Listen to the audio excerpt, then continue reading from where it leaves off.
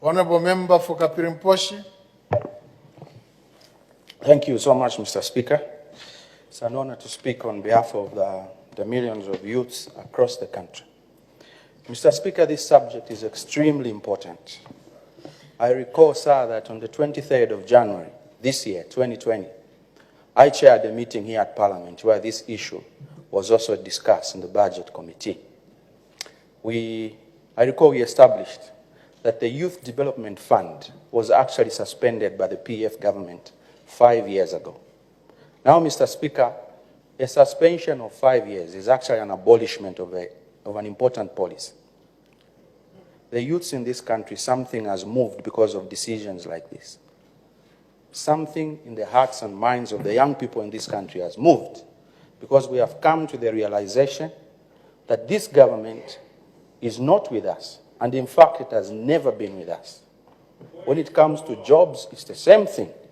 It is this same government, Mr. Speaker, that at one point made an announcement to say, youths of this country must migrate to Dubai and become house servants and taxi drivers.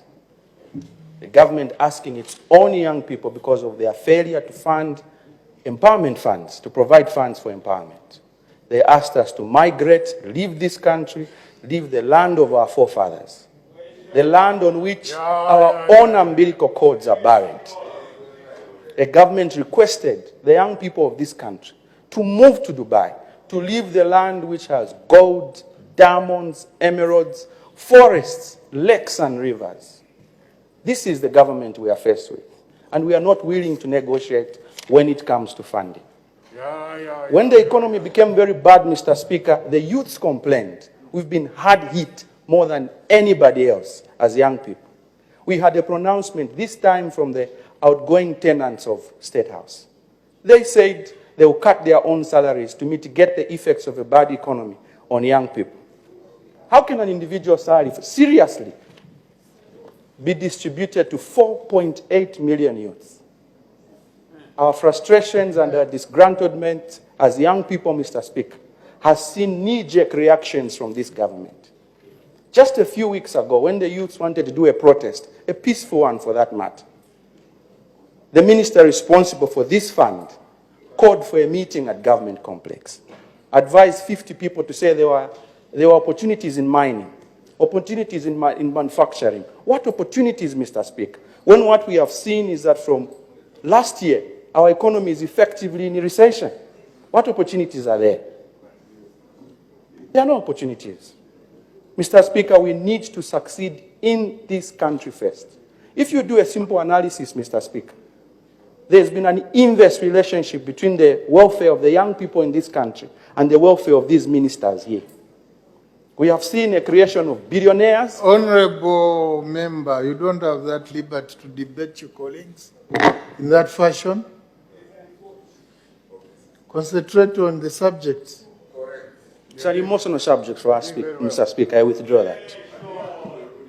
Mr. Speaker, in view of the things that I've mentioned so far and the time that is allocated to me, I just want to say to the government that we are aware that billionaires have been created in this country at the detriment of the young people.